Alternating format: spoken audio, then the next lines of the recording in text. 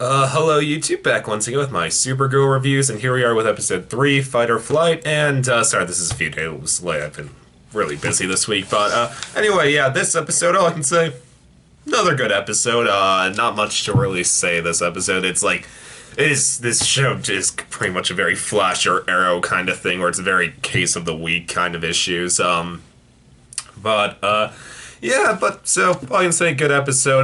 The villain of this episode was decent. He led to some good action sequences. Yeah, I will say this: considering the fact that they clearly cannot buy the best CGI, this show actually has some really fun action sequences. I'll give this show a lot of credit for that. Like I do the Flash. Like, doesn't have the highest budget, but they do still pull off really pretty good action with it. So I give both shows a lot of credit. So there's that. This episode, though, one thing I really liked, it did bring up why don't they just call Superman to deal with their issues, and they even kind of just say, they're like, because, like, if we do that, then, like, all evil supervillains will know we're easy pickings here, and, like, not to fear, like, our main character. So I like the fact that they brought that up. And speaking of which, even though they're not allowed to show Superman this show because Warner Brothers won't allow them, because Warner Brothers has decided they haven't done a bad enough job effing up the DC universe yet, that they decided to start ruining. They said they have to ruin it with the television shows, like how they did with Arrow and The Flash, like when Arrow, like how they had to kill Deadshot, and like how they were about to do Harley Quinn and all that. And just, Warner Brothers like, no, we're making like Man of Steel. That's gonna be like the best movie ever. And like, no, oh god, But, yeah, no, because it's kind of interesting how they get around it in this show, like, because, like,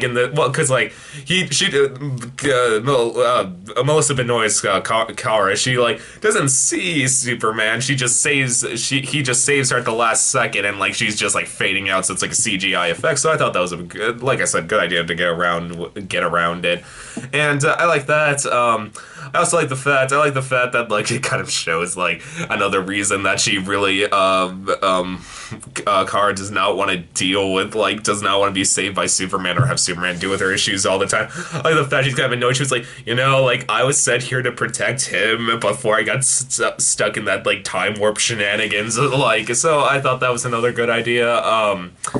Anything else to say this week? Yeah, I gotta say, I'm starting to think, probably my favorite, main character is, main character after Supergirl, I'd say is actually the character Win. Win, he's really likable, the actor they gotta play him. He's just always so nice and upbeat, and he always shares such great chemistry with Melissa Benoist, and that day I'd seen they out with each other, that was so charming and just so, like, over the top cheesy and enjoyable. Like, I really like that. But, like, it did lead to the fact, like,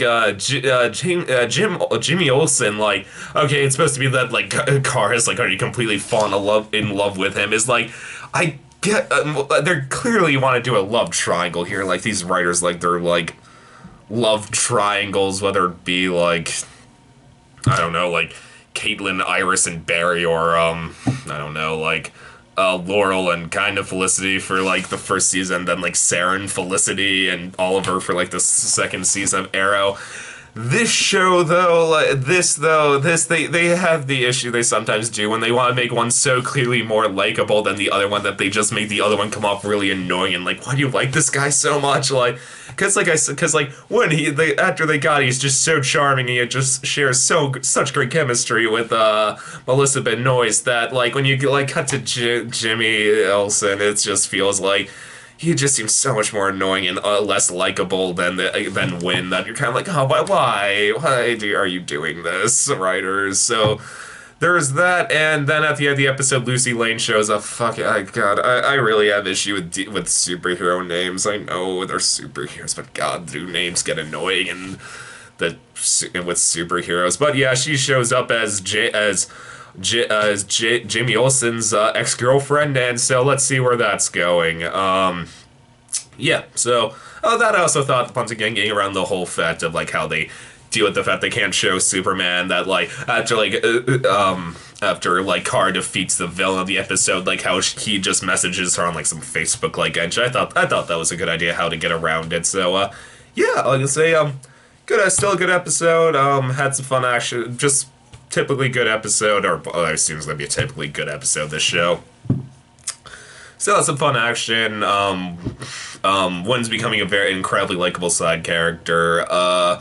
Yeah, just how they've been doing with Superman, just giving the answer by, and we just get Superman to deal with our issues. So yeah, good episode. YouTube, as always, please subscribe, and I'll see you next time. Okay, bye.